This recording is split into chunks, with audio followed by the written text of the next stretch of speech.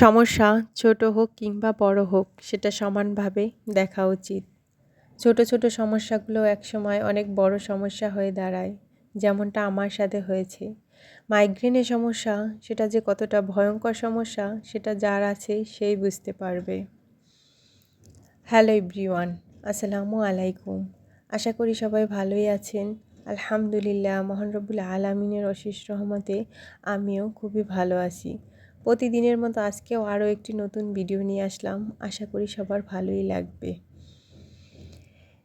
এই তো এখানে সকালে নাস্তাটা সেরে নিচ্ছি। সকালে নাস্তায় খিচুড়ি রান্না করেছিলাম, ওটাই সকালের নাস্তা হিসাবে খেয়ে নিচ্ছি।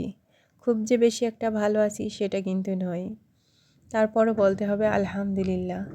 মাইগ্রেনের সমস্যা সেটা যে কতটা ভয়ঙ্কর সমস্যা সেটা যার আছে সেই বুঝতে পারে। মাইগ্রেনের সমস্যা তাতে কী হয়েছে, কাজ তো করতেই হবে। এখানে বেবির জন্য একটু নাস্তা বানিয়ে নিচ্ছি। যেহেতু একটু মাথা ব্যথা, কাজবাজ তেমন করতে ভালো লাগে না, তাই ওর জন্য তেমন কোনো নাস্তার আয়োজন করিনি। শুধু একটু সেমাই রান্না করেছি, ওটাই ফর্মুলা মিল্ক অ্যাড করে ওটাই ওকে খাইয়ে দেব। আর ও যেহেতু খাওয়া দাওয়ায় ঝামেলা করে, তাই ওইভাবে কোনো আয়োজনও করিনি। হাতের কাছে যা ছিল ওটা দিয়ে ওকে সকালের নাস্তাটা দিয়ে দিব। এই যে ভিডিওটা করছি যখন, তখন প্রায় 11টার মতো বাজে। রোদ ওঠে নাই, হালকা কুয়াশাচ্ছন্ন, তেমন মিষ্টি মিষ্টি রোদ, ভালোই লাগছে, তাই একটু ভিডিও করে নিচ্ছি। যেহেতু অন্য কোনো কাজ বাজ করিনি, দুপুর হয়ে গেছে, সকালে নাস্তা শেষ করে শুয়েই ছিলাম। বাসায় গেস্ট আছে, তাই একটু রান্না বান্নাও করতে হবে।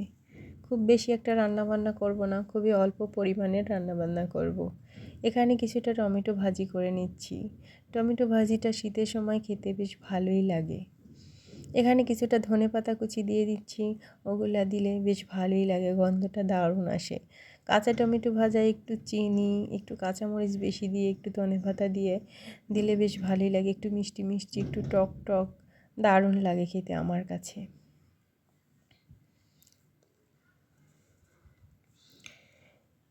এদিকে কিছুটা পাবদা মাছও রান্না করে নেব, ওটাই মশলাটা কষিয়ে সুন্দর মতো মাছটা দিয়ে দেব।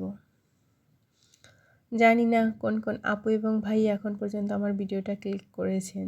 যদি কোনো আপু এবং ভাইয়া ভিডিওটা ক্লিক করে থাকেন, প্লিজ একটা লাইক, একটা কমেন্ট করে দিবেন। আপনার একটা লাইক, একটা কমেন্টই আমাকে একটু সামনে এগিয়ে নিয়ে যেতে পারে।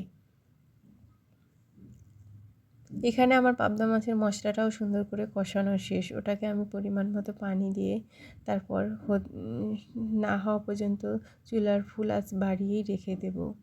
পাবদা মাছটা খেতে আসলে দারুণ লাগে। এদিকে কিছুটা মুরগির মাংসও রান্না করে নিচ্ছি। এটা ব্রয়লারের মুরগি ছিল। ব্রয়লার মুরগিটা খেতে আমার কাছে বেশ ভালোই লাগে, আমার হাজব্যান্ডও পছন্দ করে, কিন্তু আমার শ্বশুর শাশুড়ি পছন্দ করে না। আমার বাসায় যে মেহমান আসছে দুজন, একজন আমার মামা, একজন আমার ভাইগনা, ওরাও পছন্দ করে, তাই একটু অল্প পরিমাণেই রান্না করছি, বেশি না, একবেলার জন্য। এই মুরগিটা একটু কষিয়ে, একটু ঝোল ঝোল বা একটু ভুনা ভুনা খেতে বেশ ভালোই লাগে।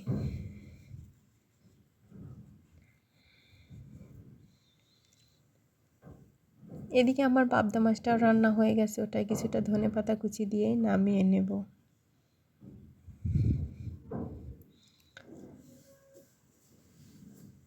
আসলে মাইগ্রেনের সমস্যাটা খুবই ভয়ঙ্কর সমস্যা।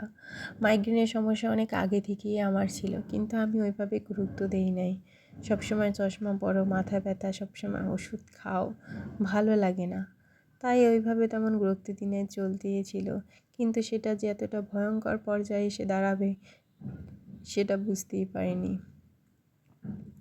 3 থেকে 4 দিন যাবৎ এতটা প্রচণ্ড মাথা ব্যথা, চোখে ঝাপসা দেখা, এই রকমের নানান সমস্যা এসে এখন দাঁড়িয়েছেন। এদিকে আমার মুরগির মাংসটাও রান্না শেষ, ওটাই একটু ঝোল ঝোল রাখবো, যেহেতু সবাই খাবে, একটু ঝোল ঝোলই সবাই পছন্দ করে।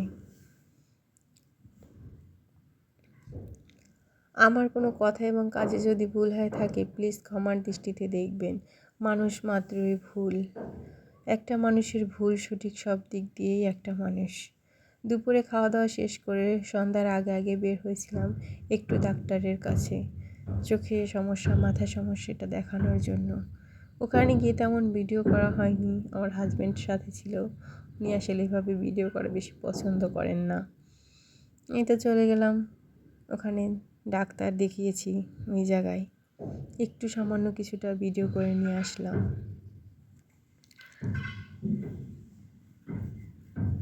এই তো বাসায় আসার পরে এই যে দেখলাম এই যে ড্রপ, এটা এখন আমার সবসময়ের সাথী। আমার মাইগ্রেনের সমস্যা থেকে চোখে সমস্যা হয়ে গেছে এখন অতিরিক্ত। এত অল্প বয়সে চোখে সমস্যা হবে সেটা আসলে মেনে নেওয়াটা খুবই কষ্টকর।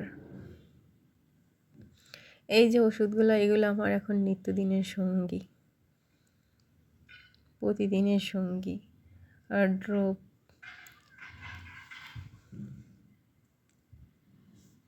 আসলে আমার ওষুধ খেতে ওইভাবে ভালোও লাগে না, আমি ওষুধ খাওয়া আমার পছন্দও না, আমি খুব বেশি সমস্যা না হলে ওষুধ খাই না, কিন্তু কী করার, সমস্যা এখন যেহেতু মারাত্মক, তাই তো খেতেই হবে। চশমা পরতে আমার তেমন, কী করার, এখন তো পরতেই হবে।